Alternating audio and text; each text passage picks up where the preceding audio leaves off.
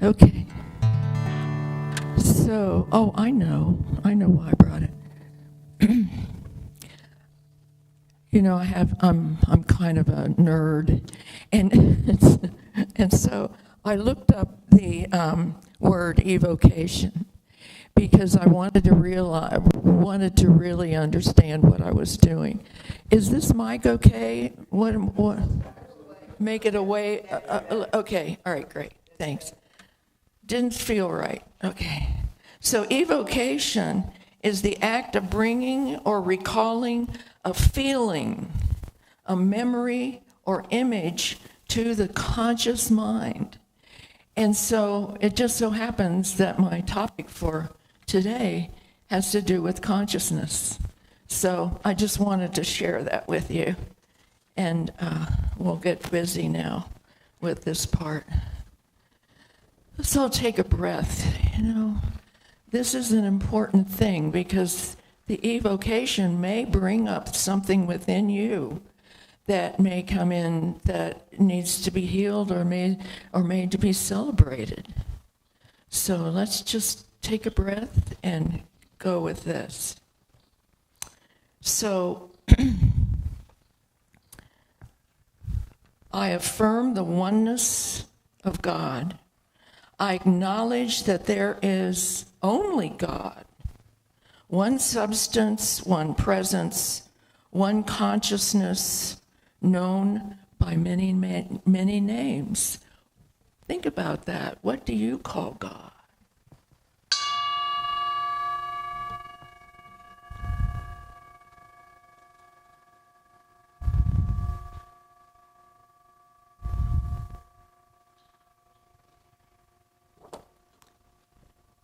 And so the second time that we ring this, it is going to be our affirmation of our divine nature. Because there's only God, we affirm that we are that activity, the expression and the very beingness of that one divine substance.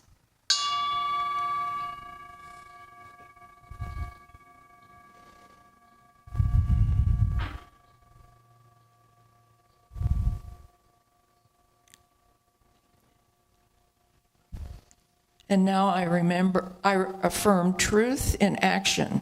I commit to carrying the truth of who and what I am into every aspect of my life, whether in difficult conversations, whether just mundane things of just going about my day, or any encounter I face.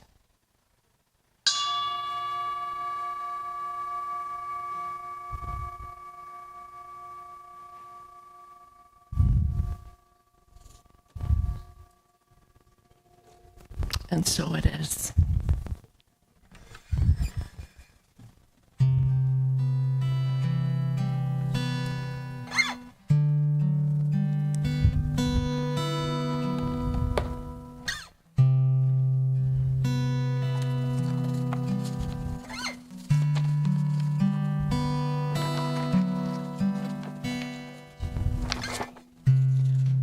Are you coming up now? Okay.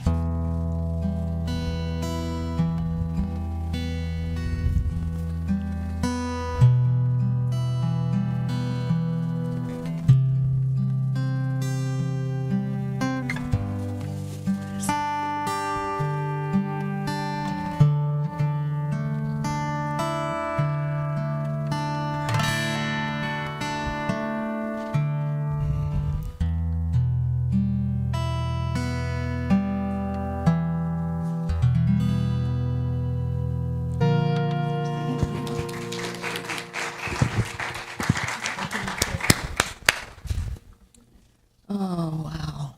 Good morning, Unity of Gainesville. You're growing. You're growing. 3 people in here a little while ago. Good. And I'm looking around and I'm seeing we've got generation, different generations and all in here. This is good. I'll let you know what mine is. When I was, getting out of college or high school, they called us the Beat Generation. Have you ever heard of that? Has anybody ever heard of that? So it's the Beat Generation. Yeah. Yes. Yeah. And so we would go to jazz clubs, like that. And then the model of it was to be depressed. And if somebody came in, to a jazz club, nobody smiled and got up and, to dance. It was just, like that. So I just had to share that because it just came to my mind that we are all in these different generations, and yet we feel all right, don't we? Thank you, Shannon.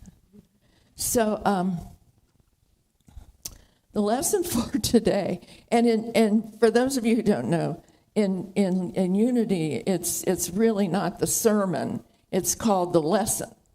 And so because they started out as a school, a divinity school. So the lesson for today is on consciousness. Now I have to tell you that, man, I did not want this. And I kept thinking, nobody's going to be interested in consciousness. This is crazy. And so I would say, no, I'm not doing it. I'm not doing it. And then I would open up my computer, and there would be an article on how scientists can't understand consciousness. And they're trying to build a model, a scientific model of consciousness so they can understand it. And then one scientist says, well, you can't use the way that you're supposed to do, kind of like I'm trying to think of the word, the word that, the scientific method, that's it. You have to do the scientific method, so it has to be reproduced, and it could be the same thing happen that you proved happened, and all that stuff. Consciousness is not going to do that. It's not going to stand it. It's not going to be on that level of science. And so I was like, okay, I'm still not doing this. I'm not doing it. And then I was talking to somebody on the phone, and they were saying, yeah, but the consciousness compels the outer act. And I remembered that. I remembered someone telling me that a long time ago. Consciousness compels the outer act. Now, have you really let that sink in and feel that? Because consciousness is made up of feelings and memories. It's not something that you can pick this up, and hold in your hand. And yet, scientists, neuroscientists especially, are trying to understand this. And so I'm excited about it, but the title is just kind of like, yawn, that kind of thing. Then if you get sleepy, we'll go back to, yeah, okay. So another thing that came up to me about consciousness was when I was teaching a course. I'm still teaching it here, and it said that faith doesn't work unless you believe. And Jackie, I wanted to grab that little wooden thing that you had that said believe, but you got back there too quick. Faith doesn't work unless you believe. And so I was like, okay, what does that mean? And then the author went on to talk about how we have a subconscious mind and a conscious mind. And it's like, I knew that from, high school or, college and stuff, but I never delved into it. I didn't really want to. I didn't think it was very interesting. And all. So, see, I'm still putting down this title. and and everything. So the thing about this is that my curiosity grew. And one of the things that I feel good about is that in my life I'm curious. I stay curious. I say, how does that work? How does this happen? And all that. And so consciousness and belief. So then I went to Scripture, and the first thing I saw was, do you know the story? It's been told many, many times about the woman that had something that had an illness for all of her life. And she said to herself, if I could just touch the hem of his robe, I know I will be healed. And so one day she had that opportunity, and she just reached down and touched the hem of this coat. Now, this coat that they wore, if you are nerdy like me, well, what kind of a coat do they wear? It was like 3 layers that they have, and they would, as the day got warm, they would take one layer off, and that's the way they did it. They had pockets and where they put their food and all that. And so he turns around and he says, who touched me? How he could feel that. But it was her consciousness and his consciousness. Haven't you felt, like from somebody else? Wow, I think I sat in the wrong place. This person is really angry, or this person is upset or something. So we feel consciousness. We have memories of it, but we can't really see it, okay? So, but yet it plays this huge force in our lives. So Jesus said, it was your faith that healed you, not me.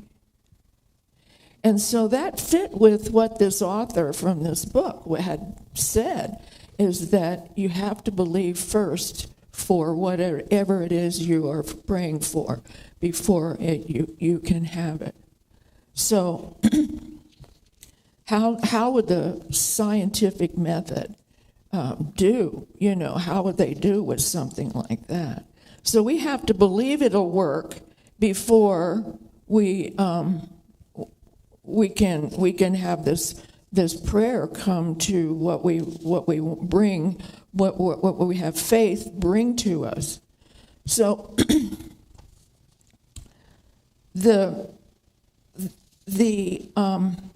so then the belief, where's that come from?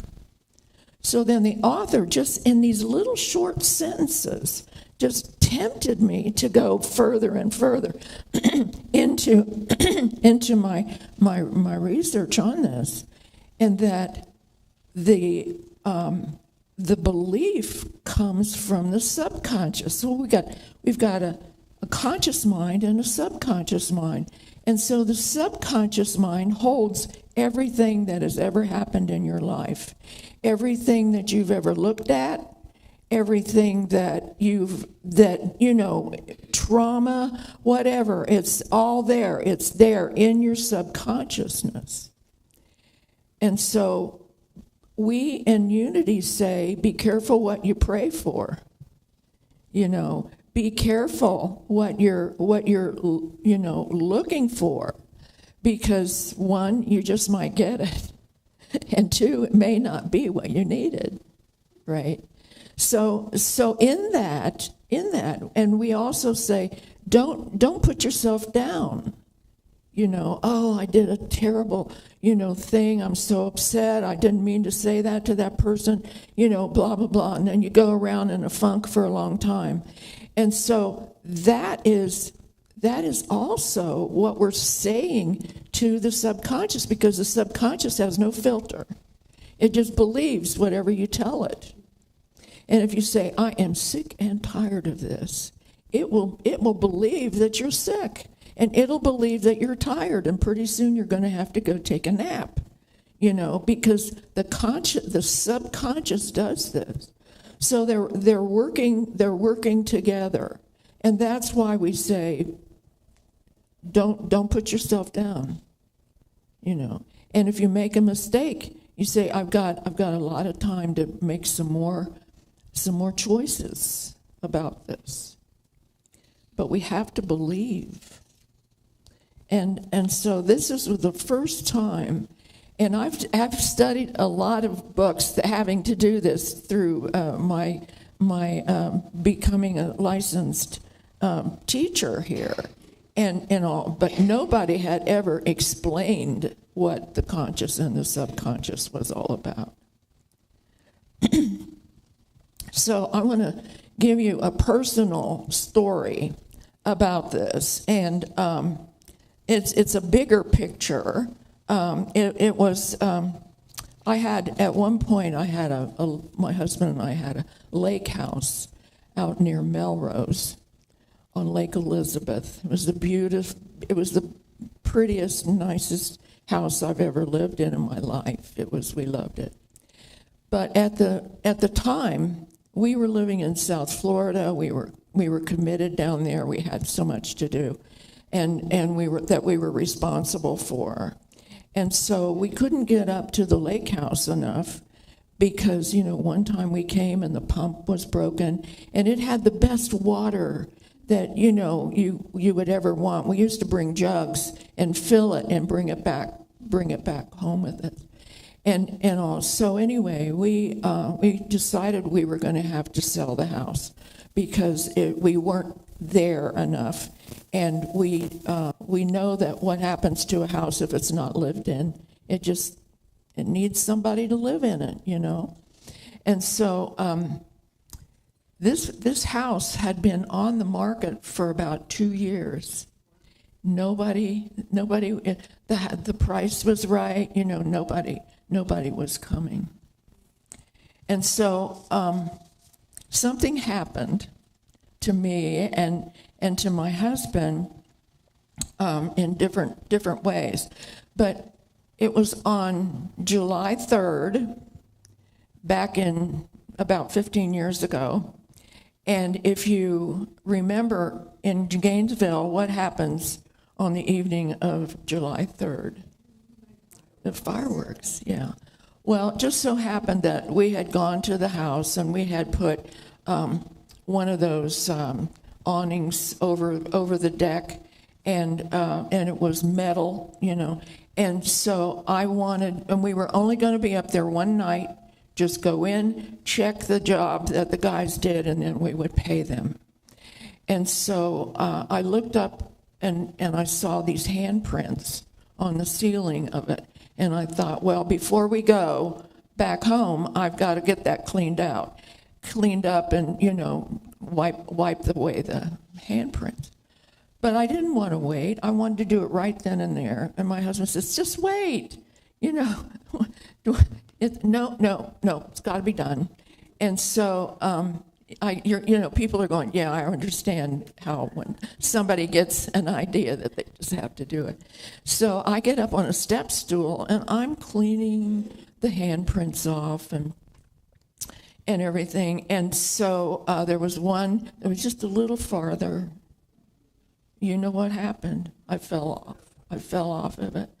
And as I came down, this knee, it was like crunch.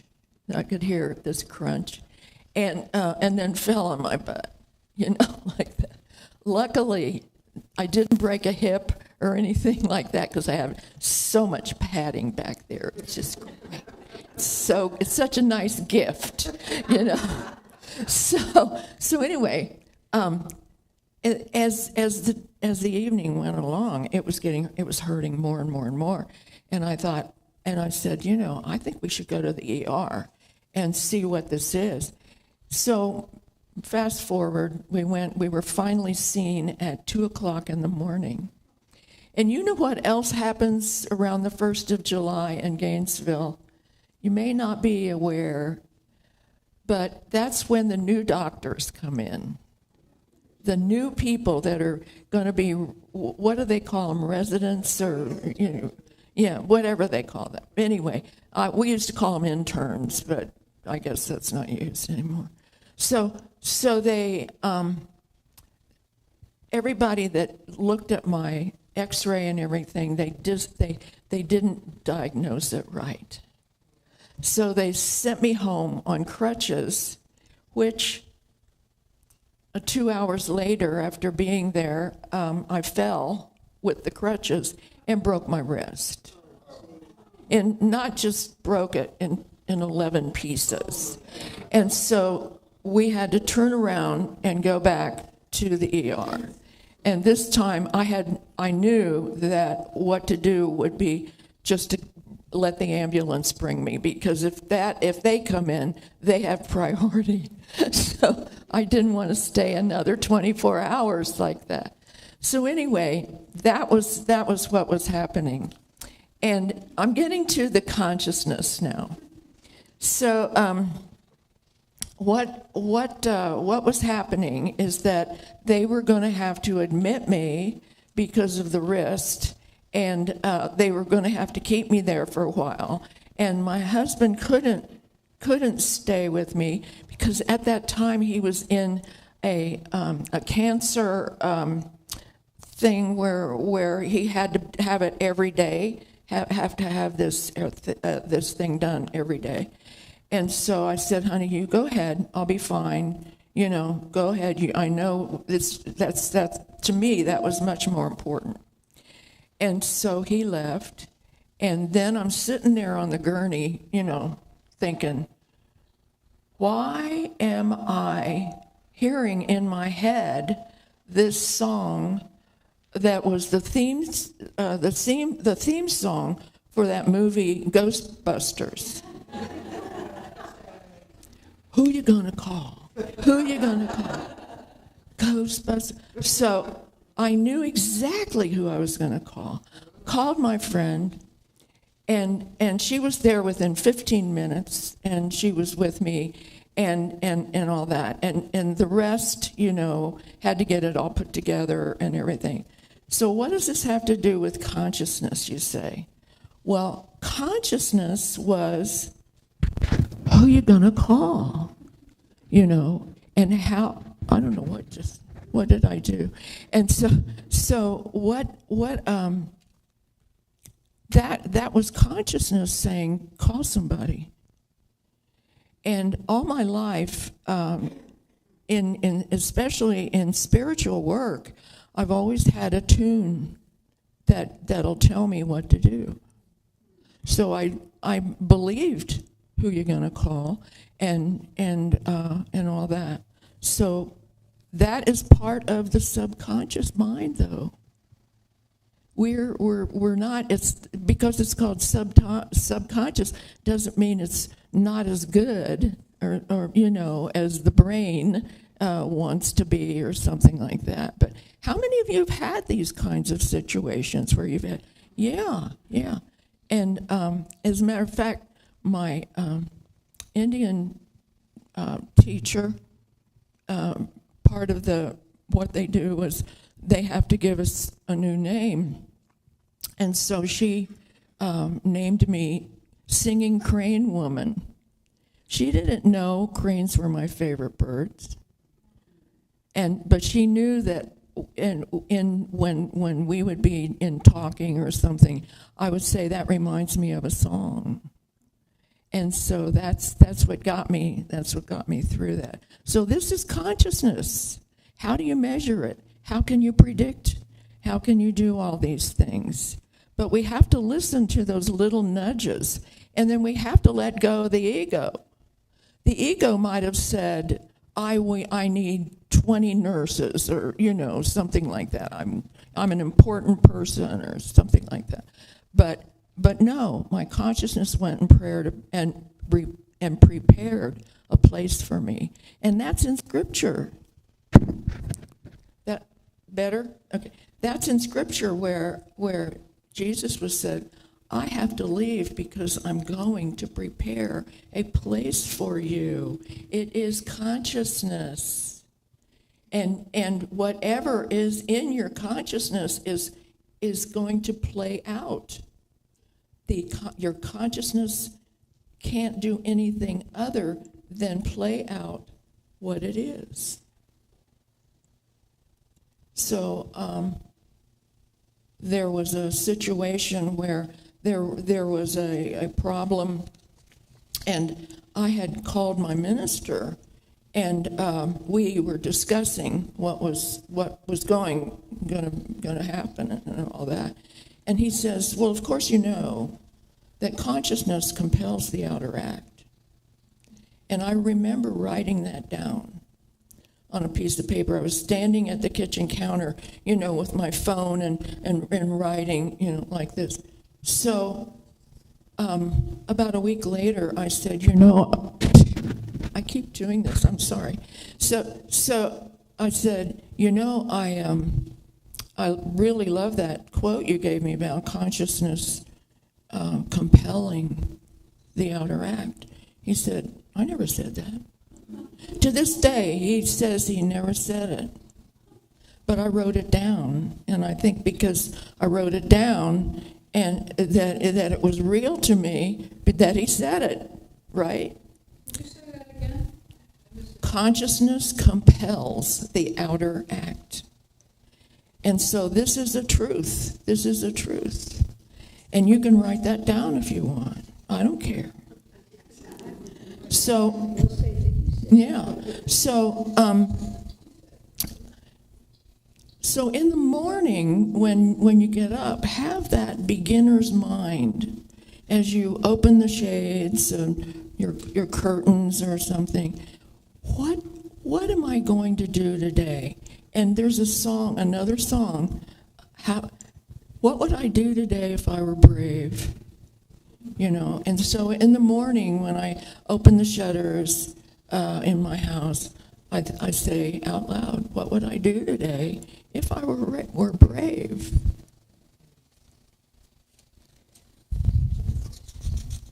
So what is happening, in keeping with our theme of what's in the environment, what's happening in our life? Oh, by the way, there's more to this story on house. I may as well finish that story. So, I said that the house was up for sale for 2 years. I'm sitting, and I got to go to rehab, which my kids thought was really funny because they say our mother is in rehab, like, and like that. But anyway, I'm sitting there on the bed, and the realtor that we had to sell the house called me and said, there's a veteran from the Navy is going to come and look at your house today, and he's looking at 3 of them, and yours is the first.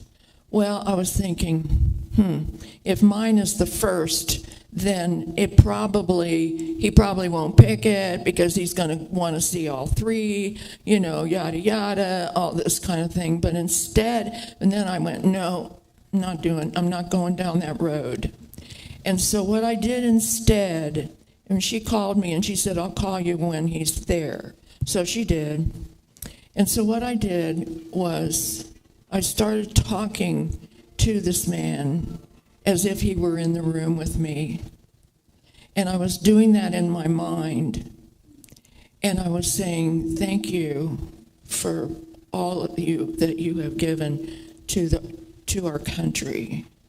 I'm so glad that you're looking at my house. I said things like,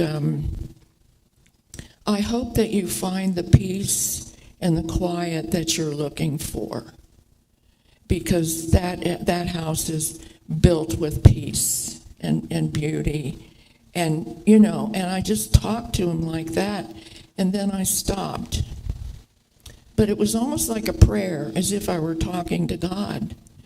And I wasn't I? Because we are all God. So anyway, the realtor called me after about 10 minutes after I was finished with that. And she said, he doesn't want to look at any more houses. This is the one he wants. Yeah, that was it. And so if you were like making a movie about a perfect storm, so that somebody is trying to sell their house for 2 years, and then on top of it all, broke an arm and a leg, trying to get this house sold. It's sort of like one of those movies, the perfect storm. But it was all there, and it was done in consciousness, y'all. How do you measure it? How do you know? How can it be replicated to be exactly the same way? So I leave you with that, and I also want to leave you with the fact that the gift to me not only was that the house was going to somebody who loved it, but it was to me that I had to stop. And when I say that, because with my leg in a cast and my arm in a cast, and imagine the creativity of the people that come in to do the treatments, and everything, because I had to, both of them were on the left side, so I couldn't use a walker. and they created some kind of a device for me that I could do that. But just imagine all of this was done in consciousness to sell that house. And the other important thing was that I needed to stand back and let other people do things. I did not have to be doing them all the time. And so this is what we can learn. As older people, we know what to do. We know how to do it. Oh, here, just give it to me. I'll do it. I don't want to wait, But at the same time, we have grace, and we give grace when we allow other people to do things, and not be the egoic, thing. Yeah. So that's my lesson for today. Is listen to my heart song. It's a song, but I know the lyrics. Listen to my heart song. I will never leave you, nor will I forsake you. And so that can be another mantra for yourself. That's it. Blessings. Do I sit down now? Or what do I? Oh, the meditation. Okay, yeah. I haven't done this in a while, you guys. It's great to be back here. Okay. So just get ready for meditation, because what we do when we have meditation after the message or after the lesson is that it helps you bring it down deeper. That's why we do it that way. So, in gratitude, we breathe.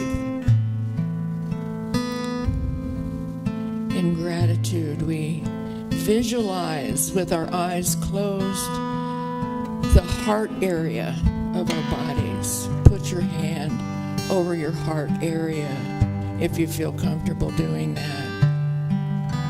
Just in gratitude. Just in gratitude. And allow these words that I speak be those of your own heart.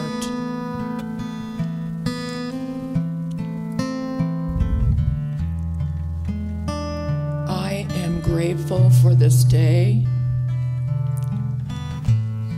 I pause and check on my state of consciousness. I align with my core intentions.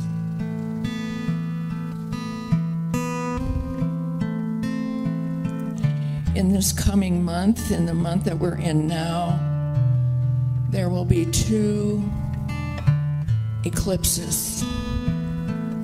Total eclipse of the sun and total eclipse of the moon. So be aware. I will be aware of my feelings. I will be aware of when my subconscious is helping me. I will be aware to check out my consciousness in the morning, at noon, and in the evening.